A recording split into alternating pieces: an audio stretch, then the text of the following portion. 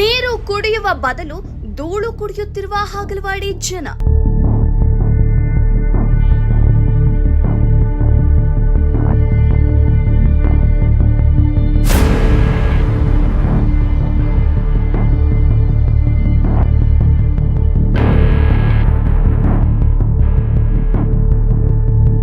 ತುಮಕೂರು ಜಿಲ್ಲೆ ಗುಬ್ಬಿ ತಾಲೂಕ್ ಹಾಗಲವಾಡಿ ಗ್ರಾಮದಲ್ಲಿ ಜಲ ಜೀವನ್ ಮಿಷನ್ ಯೋಜನೆಯಡಿ ಮನೆ ಮನೆ ಗಂಗೆ ಕಾಮಗಾರಿ ವಿಳಂಬದಿಂದ ಅವ್ಯವಸ್ಥೆಗೊಂಡ ಸಿಸಿ ರಸ್ತೆಗಳು.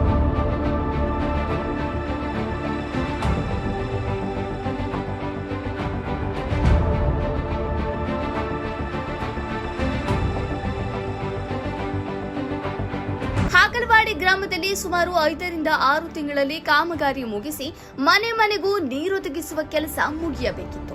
ಸುಮಾರು 2 ಕೋಟಿ ವೆಚ್ಚದಲ್ಲಿ ಜೆಜೆಎಂ ಕಾಮಗಾರಿ ಗುದ್ದಲಿ ಪೂಜೆ ನೆರವೇರಿಸಿದ್ದ ಗುಬ್ಬಿ ವಿಧಾನಸಭಾ ಕ್ಷೇತ್ರದ ಶಾಸಕರಾದ ಎಸ್ಆರ್ ಶ್ರೀನಿವಾಸ್ ಹಾಗೂ ಹಾಗಲವಾಡಿ ಗ್ರಾಮ ಪಂಚಾಯಿತಿ ಪಿಡಿಒ ಹಾಗೂ ಅಧ್ಯಕ್ಷರ ನೇತೃತ್ವದಲ್ಲಿ ನಡೆದಿದ್ದ ಗುದ್ದಲಿ ಪೂಜೆ ಆದರೂ ಸಹ ಗುತ್ತಿಗೆದಾರರ ಬೇಜವಾಬ್ದಾರಿಯಿಂದ ನಿರ್ಲಕ್ಷ್ಯಕ್ಕೊಳಗಾದ ಜೆಜೆಎಂ ಕಾಮಗಾರಿ.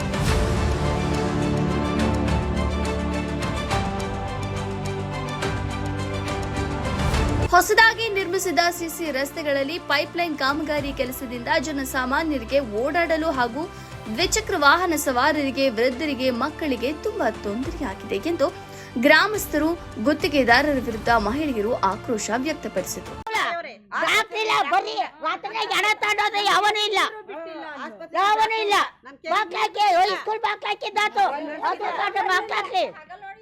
ಯಾರು ಇಲ್ಲ ಇಲ್ಲಿ ಇಲ್ವಲ್ಲ ಏನ್ ಮಾಡೋದು ಹೇಳ್ರಿ. ಡಾಕ್ಟರ್ ಇಲ್ಲಿ ಕಾಂಪೌಂಡರ್ ಮಾತ್ರ ಕೊಡ್ತಾನೆ. ಡಾಕ್ಟರ್ ಏನಕ್ಕಪ್ಪ, ಸಿಸ್ಟರ್ ಏನಕ್ಕಪ್ಪ, ಅವರೇ ಇರ್ಬೋದಲ್ಲ.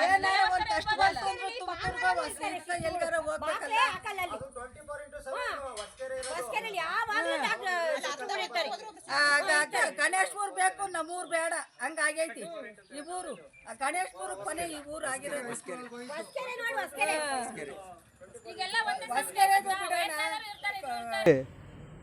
ಗಂಗಾ ಯೋಜನೆ ಅಂತೇಳಿ ಕಾಮಗಾರಿ ಸೆಂಟ್ರಲ್ ಗೌರ್ಮೆಂಟ್ ಮಾಡಿರುತ್ತೆ. ಈ ಎಲ್ಲ ಪ್ರತಿಯೊಂದು ಮನೆಗಳಿಗೂ ಕುಡಿಯೋ ನೀರು ಕೊಡಬೇಕು ಅಂತೇಳಿ ಮಾನ್ಯ ಪ್ರಧಾನಮಂತ್ರಿ ಅವರ ಇವರು ಯೋಜನೆ ಆಗಿರುತ್ತೆ. ಆ ಯೋಜನೆ ಆಗಿ ಈ ಹಾಗಲವಾಡಿಯಲ್ಲಿ ಭಾಳ ದಿನಗಳಿಂದ ಈ ನೆನೆಗುದಿಗೆ ಬಿದ್ದಿತ್ತು. ಆದರೂ ಕೂಡ ಯಾರೋ ಒಬ್ಬರು ಗುತ್ತಿಗೆದಾರರು ಇದನ್ನ ಮಾಡ್ಕೊಂಡು ಈ ಮನೆ ಮನೆಗೆ ನೆಲ್ಲಿ ಗಂಗೆ ಮಾಡಬೇಕು ಅಂತೇಳಿ ಈ ಕಾರ್ಯಯೋಜನೆ ರೂಪಿಸಿರೋ. ಆದರೆ ನಮ್ಮ ಪ್ರಧಾನ ಕಾರ್ಯದರ್ಶಿಯಾಗಿರ್ತಕ್ಕಂಥ ನಮ್ಮ ಅರಳಿ ಮಂಜಣ್ಣನವರು ಹೇಳ್ದಂಗೆ ಇದು ಪ್ರಾಯೋಜಿಕವಾಗಿ ನಡೆದಿಲ್ಲ, ನಿಷ್ಪ್ರಾಯೋಜಕವಾಗಿ ನಡೆದಿದೆ. ಕಾರಣ ಏನಪ್ಪ ಅಂತಂದರೆ, ಎಲ್ಲೆಲ್ಲಿ JCB ಕೆಲಸ ಮಾಡಿಸಿದಾರೋ ಅಲ್ಲೇ ಮಣ್ಣು ಬಿಟ್ಟಿದ್ದಾರೆ, ಎಲ್ಲೆಲ್ಲಿ ಪೈಪ್ಗಳು ಹಾಕಿದಾರೋ ಅಲ್ಲೇ ಬಿಟ್ಟಿದ್ದಾರೆ.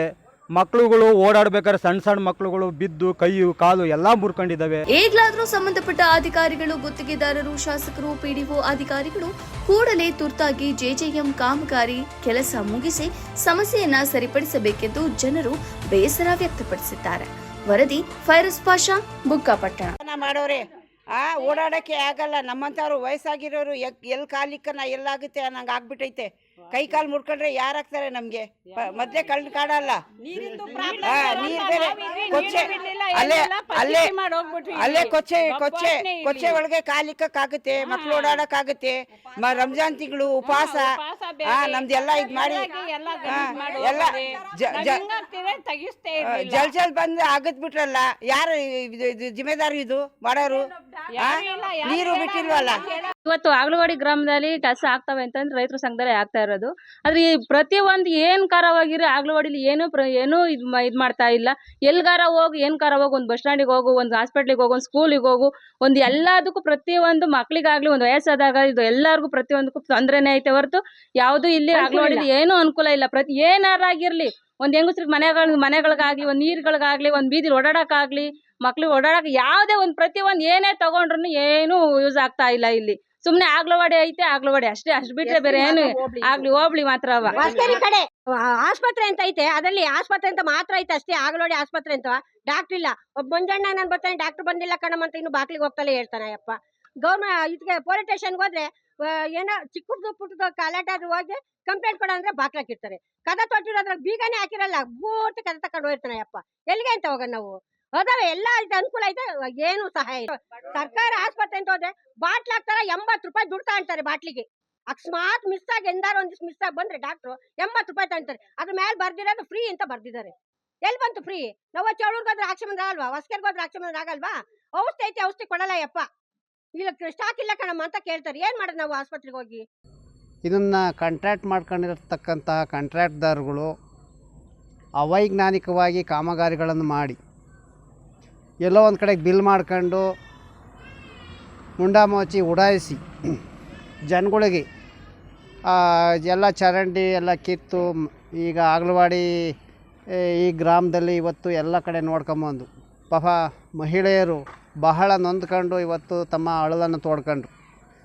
ನಮ್ಮನ್ನು ಯಾರು ಜನಪ್ರತಿನಿಧಿಗಳು, ನಾವು ಆರಿಸಿರ್ತಕ್ಕಂಥ MLAಗಳಾಗಲಿ, ಗ್ರಾಮ ಪಂಚಾಯತಿ ಮೆಂಬರ್ಗಳಾಗಲಿ, ಲೋಕಸಭಾ ಸದಸ್ಯರಾಗಲಿ ಯಾರು ನಮ್ಮ ಕಷ್ಟಗಳನ್ನು ಕೇಳ್ತಾ ಇಲ್ಲ ಅಂತೇಳಿ ತಮ್ಮ ಕಷ್ಟಗಳನ್ನು ತೋಡ್ಕೊಂಡ್ರು. ಇವತ್ತು ಕೂಡಲೇ ಸಂಬಂಧಪಟ್ಟ ಏನು ಪಂಚಾಯತಿ ಅಭಿವೃದ್ಧಿ ಅಧಿಕಾರಿಗಳು ಕೂಡಲೇ ಬಂದು ಈ ಗ್ರಾಮದ ಸಮಸ್ಯೆಯನ್ನು ಬಗೆಹರಿಸ್ಬೇಕು.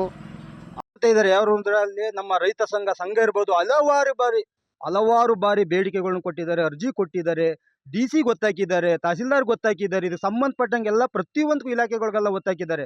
ಆದರೂ ಕೂಡ ಈ ಆಗ್ಲವಾಡಿ ಗ್ರಾಮ ಅನ್ನೋದು ಒಂದು ಕುಗ್ರಾಮವಾಗಿ ಕಾಣ್ತಾ ಇದ್ದಾರೆ. ಏನಪ್ಪ ಅಂತಂದ್ರೆ ಒಂಥರ ಸೌತಿ ಮಕ್ಕಳುಗಳು ಕಂಡಂಗೆ ಆಗೋಗಿದೆ. ನಾವೇನು ಓಟ್ ಹಾಕಲ್ವಾ? ಇಲ್ಲ ನಮ್ಗೇನು ಓಟಿನ ಅಧಿಕಾರ ಇಲ್ವಾ? ನಾವೇನು ಮತದಾನ ಮಾಡಲ್ವಾ?